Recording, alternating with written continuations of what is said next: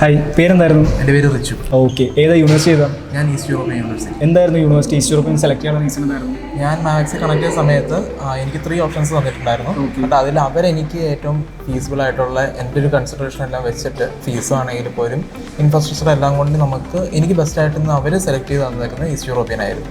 Okay, അപ്പോൾ east European തന്നെ fix ചെയ്തിട്ടുണ്ട്. ഈസ്റ്റ് യൂറോപ്യൻ ഫിക്സ് ചെയ്യും. ഇപ്പോൾ നമുക്കിപ്പോൾ യൂണിവേഴ്സിറ്റി ആണെങ്കിലും ഇപ്പം ജോർജിനെ കുറിച്ചാണെങ്കിലും നമുക്ക് മാത്സ് കണക്ട് ചെയ്ത സമയത്ത് എല്ലാത്തിനും നമുക്ക് പ്രോപ്പറായിട്ടൊരു അപ്ഡേറ്റ് ഉണ്ടായിരുന്നു. സോ എൻ്റെ ഹാൻഡ്ലിംഗ് ആണെങ്കിലും പ്രോസസ്സിങ് എല്ലാം തന്നെ എനിക്ക് ഫാസ്റ്റായിട്ട് തന്നെ ചെയ്തു തന്നിട്ടുണ്ട്. ഇനി വരുന്നവർക്കാണെങ്കിൽ പോലും ഏറ്റവും ഇത്തിരിയും കൂടെ അവർക്ക് ഒരു ക്ലാരിഫിക്കേഷൻ ഉള്ള രീതിയിൽ തന്നെ ഒരു ഡൗട്ടില്ലാത്ത നമുക്ക് മുന്നോട്ട് കൊണ്ടുപോകാൻ പറ്റുന്ന ഒരു ഏജൻസിയാണിത്.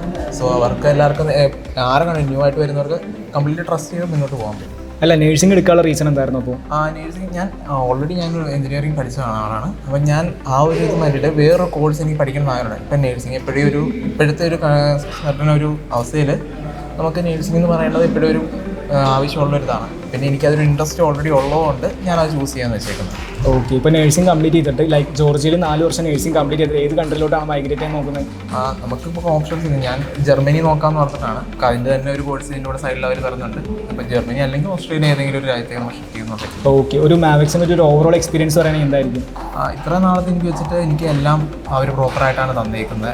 ഞാൻ ഏതൊരു ടൈമിൽ മെസ്സേജ് അയച്ചാലും അതിനനുസരിച്ചുള്ള പ്രോപ്പറായിട്ടുള്ള റിപ്ലൈ വരുന്നുണ്ട്.